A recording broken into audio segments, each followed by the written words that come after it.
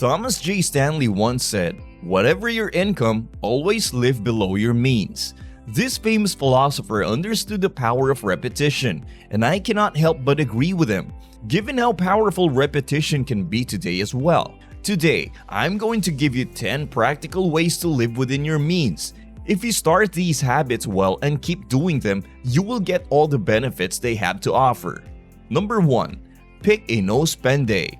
You can choose any day of the week. I usually do my no-spend day on Sunday because I want to reset before work. If you think about it, you are really only spending 6 days a week instead of 7. Let us look at the numbers. If you spend $500 a week or about $71 a day on variable costs, skipping a whole day of spending can save you $71 a week or $284 a month. That is pretty good. Think of all the things you could do with an extra $284 a month, like taking that trip to Europe you have always wanted to take without going over your budget. Number 2. Don't compare yourself to others. With the rise of social media, seeing people show off their money is one of the hardest things to deal with. I am sure I am not the only one who feels like they do not have anything when they look at people who seem to have everything they could want. As time goes on, you might want a new car, buy fancier clothes, or even order Starbucks just to look fancier. But this rabbit hole takes you a long way from living below your means. Believe me, I know, because I have done it myself more than once. The only way to avoid this is to stop following those accounts or to use social media less or not at all. You can then just think about yourself and your situation. You are in charge of your life. And you can get rich if you want to, but you have to do it in a way that makes sense for how you live. Number 3. Get extra income. As the saying goes, there is more than one way to save money. In this case, I have talked a lot about ways to cut your spending. Another way to live below your means is to increase your income. Getting a freelance job has changed my life because I can put all the money I make from it into savings. Freelancing may not be the best choice, but there are other options. For example, if you are creative, you could make designs and sell them online. You could also start your own business based on something you are passionate about, like making hot sauce. You could also talk to your boss and ask for a raise. Number 4. Never ever spend more than you make. This tip may seem obvious and repetitive, especially to people who are already good with money, but it can never be said enough. You get what you seed. And there is nothing wrong with seeding the idea that you should never spend more than what you make so that you always live within your means. This tip is very simple. You should always make sure that your expenses are less than what you make. That way, you will always have extra money at the end of the month, which you can put into savings. Make sure you do everything in this video to live within your means. If you want to learn more, you can start by subscribing to Future with Finance, where we have a lot of videos to help you get financially independent. Number 5.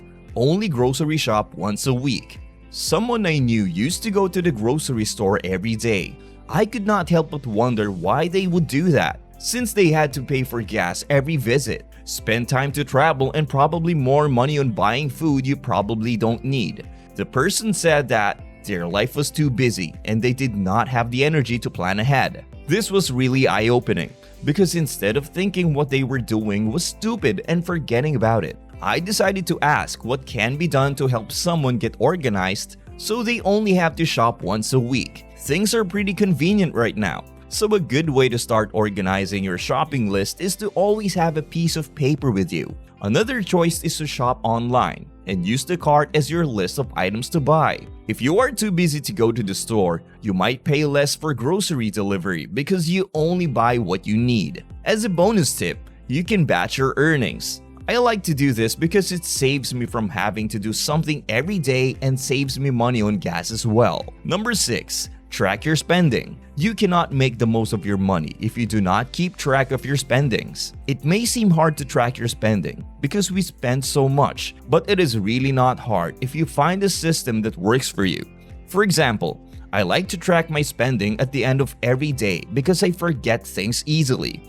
Depending on your situation, you can do it every day, every 2 days, or every week.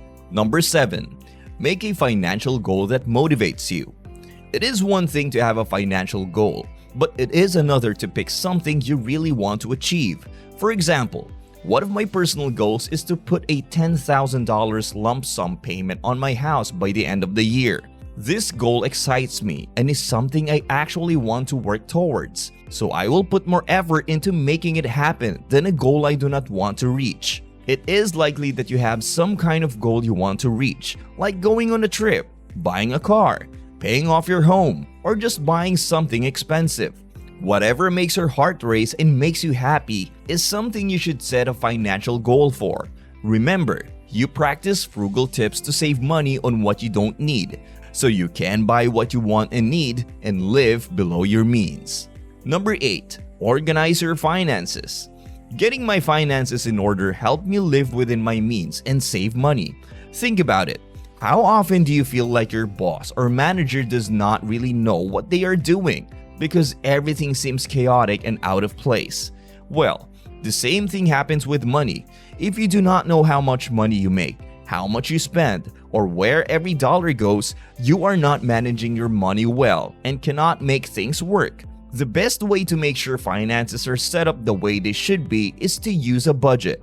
Every month, I make a new budget because things are always changing. For example, some months I will put more money towards paying off my debt, and other months I will buy something I have always wanted. For you, you have to make it work with your life. Let me know in the comments how having a budget has changed your life. Number 9. Get the appropriate home. A consistent issue that cropped up when I started trying to live below my means was my home. The desire to live in a bigger home than what I needed caused me to spend more money than I was able to. After a while, I realized that I needed to move to a smaller place because I could not afford it with the money I was making. Whether or not you live below your means depends a lot on how honest you are with yourself, how much you can afford, and how well the home you want or the one you already have fits your life. Look at how much your home costs and how much your income goes towards it. As a general rule, your home should not cost you more than 32% of your income. Number 10. Build an emergency fund. When I had a health scare and realized I would be in a lot of debt, I decided to start saving for an emergency. I thought more about things that could go wrong and make it impossible for me to keep the life I have now because of the bills. At first, I thought it would be impossible to save money for an emergency fund, but I was able to build one because of the steps that came before this one. Now that I have an emergency fund, it is much easier for me to sleep at night and live my life because I know that whatever happens, I will be okay for a while.